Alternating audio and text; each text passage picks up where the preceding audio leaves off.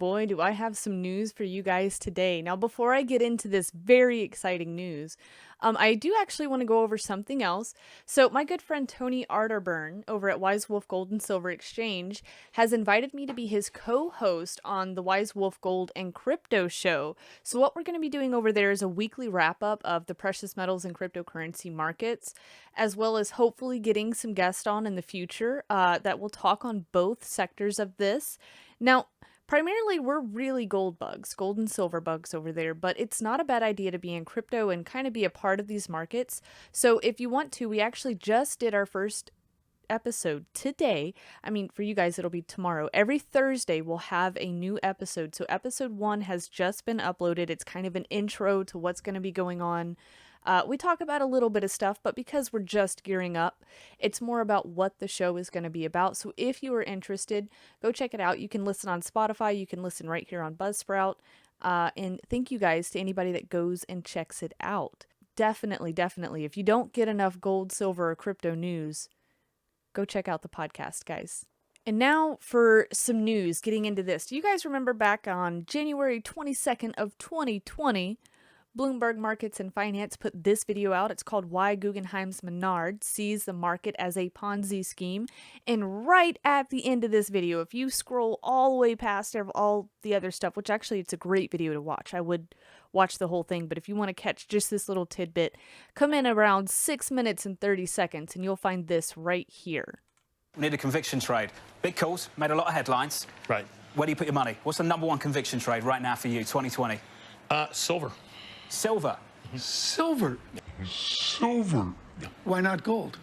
Because when you look at the relative values of silver and gold, silver today is about, let's say, 65% below its prior peak. Gold is getting very close to its prior peak. Can it go exponential like we've seen in some of the non-precious metals? I think there's a high probability of that. I think there's a high probability of that. Oh, you've got to love it. You've got to love it, guys. All right, so now transitioning over a little bit here.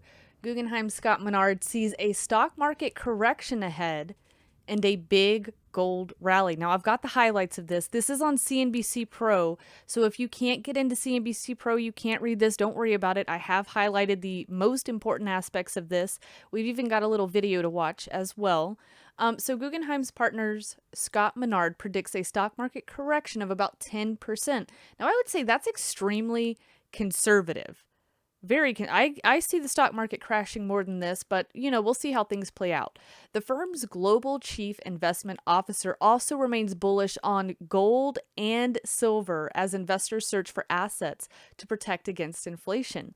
This is big news because this isn't just some tiny company. This isn't just me, some random lady on the internet telling you, maybe add a little bit of gold and silver to your position. I'm very bullish on it. I have been for a number of years.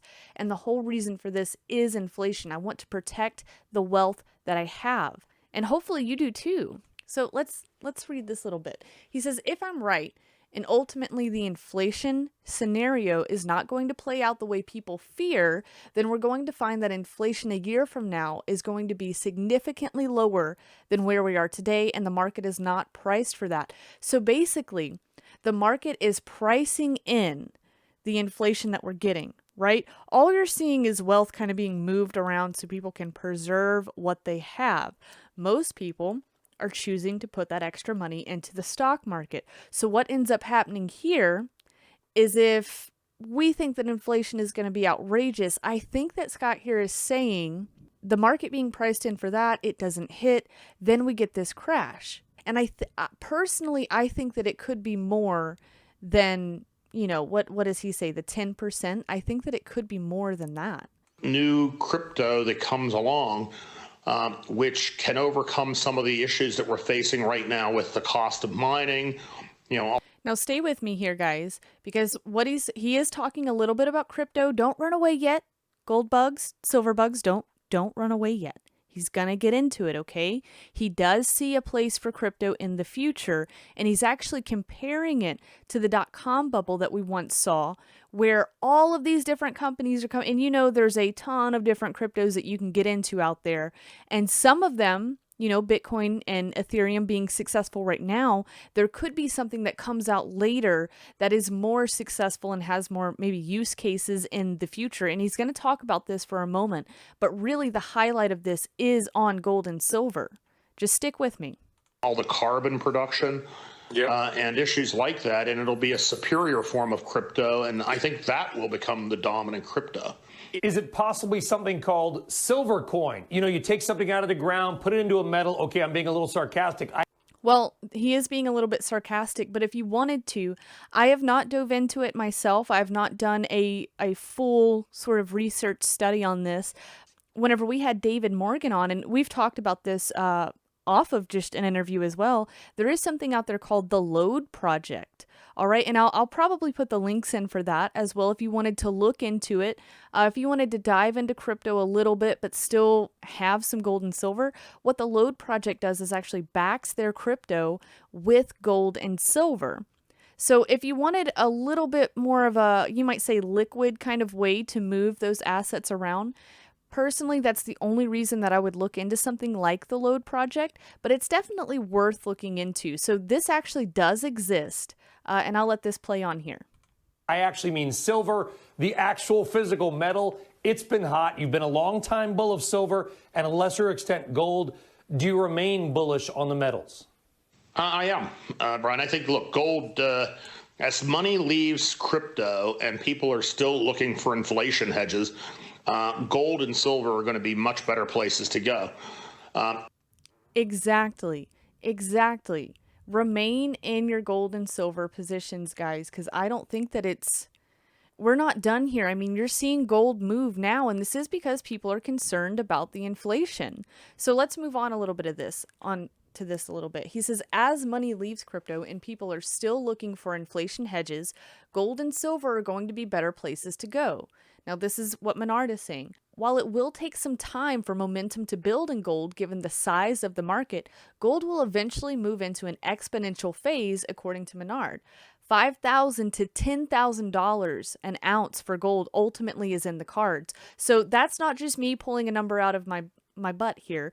Menard's firm manages a little bit over $315 billion in assets. So whenever we're talking about the algorithms, the data tracking, the understanding of where people's minds are, they have the money to do these things. You and I can go and look at something and say, yeah, silver could hit, $500 easy. Gold could hit, $5,000 to $7,000 easily.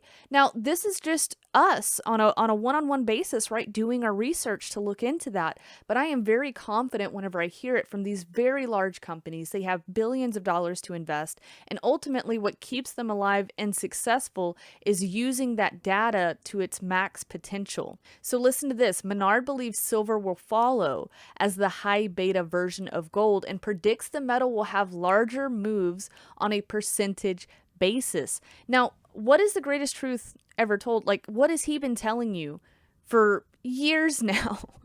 When this starts to go and metals start to move, yes, we're going to see gold move and it's going to move fast, but it's going to have sort of a tipping point or a slowdown where silver has all of this room to grow. It's got a lot of room because it's the poor man's gold, right? It's what we can afford to get into. Now, he goes on to say having a fairly significant allocation of silver and the gold miners, GDX, would make a lot of sense right now. So now he is promoting miners. I personally do not hold any miners. I tend to stay away from this kind of stuff because I'm not super knowledgeable in this field. And personally, I just feel better having assets in my hands. I want hard assets in my hands. Now, the reason being for that, am I a bit more liquid with these gold or silver miners? Definitely. But let's say that the worst of the worst has happened. They can turn off trading in an instant. Nobody is going to stop me from putting metals in my hands and going and trading that for something else or going and selling it into fiat so I can get into a better position. You're not going to stop me from doing that, even if they decided to make the selling or liquidating of your gold and silver illegal. I can promise you, for anybody that wants to debate that, I can promise you it's not going to work. It's going to move the price higher. And maybe there are some people out there willing to risk it to move their gold and silver in that time because they need to or they want to. It is a possibility. So man, this is just such a great, it's a short article here, but it's such a great one to read. It's always fun to see Guggenheim's perspective on things. I definitely love hearing from Scott Menard. Let me know what you think about this. Definitely interested in what you guys have to say. All right, so last, I want to pull this up just because it was a little bit of a joke here that this made me chuckle a little bit as I read it. So Zero Hedge is reporting on Binance CEO saying crypto can't be suppressed in the long run, and Zero Hedge says he should talk to gold bulls. More importantly, you should go and talk to silver bulls or silver bugs. Yes, crypto could somewhat be suppressed. They can make it harder to get into. But like I actually just mentioned with gold or silver, if you tried to suppress the trading or the buying and selling of these assets, well, then it becomes sort of a black market sort of thing, right? And we know in reality, if you look at black markets, the price tends to go up. It's not something that you would want to hear, but, you know, people wouldn't be stealing a bunch of crime wouldn't be so high if all drugs were made legal. Somebody's going to be really ticked off that I just said that. But whenever you make something into a black market, you're giving an invitation to start doing illegal activities. This runs up the price of things because it's harder to acquire. So in reality, even if they tried to suppress these items, do I think that the price necessarily is suppressed? No, I actually think that this could drive price up because there's ultimate risk in moving these sort of assets. But it is a good joke to look at. Maybe there is a way to suppress the price of Bitcoin. I don't really know how they would do that because even though I tell you guys it's not as decentralized as it used to be, technically, on a technical sense, it's still kind of decentralized. So I would love to see how that plays out in the future. If you enjoyed this, please be sure to give me a like, share it out to your friends and family. If you haven't yet, please do subscribe. I mean, this is some big news. It's breaking news happening. It's always fun to be a part of these kinds of things and to be able to read into what's happening around us, right? And please, please, please do go check out the new podcast. It is in the links below. Thanks for watching, guys. I'll catch you in the next one.